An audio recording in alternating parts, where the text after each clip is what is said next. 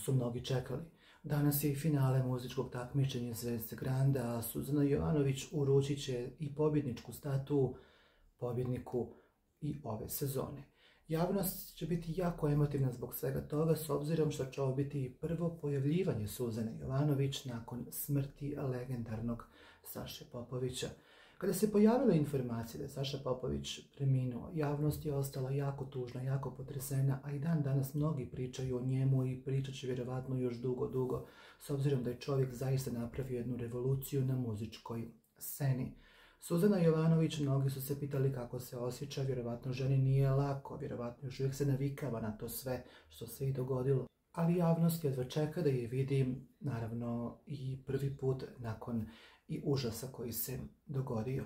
Suzana Jovanović, pričalo se, uručit će pobjedničku statu pobjedniku ove sezone muzičkog takmičenja Zvezde Granda, a javnost jedva čeka da je i vidi.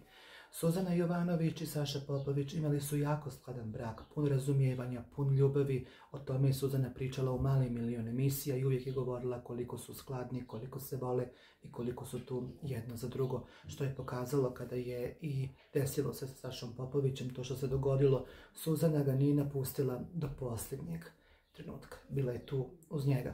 Javnost je bila tada jako tužna zbog svega onoga što se dogodilo Saši Popoviću, a mnogi se pitaju šta je to Grand produkcija pripremila za finale muzičkog takmičenja Zvezde Granda, a saznaćemo to sve i večeras kada je na programu i finale.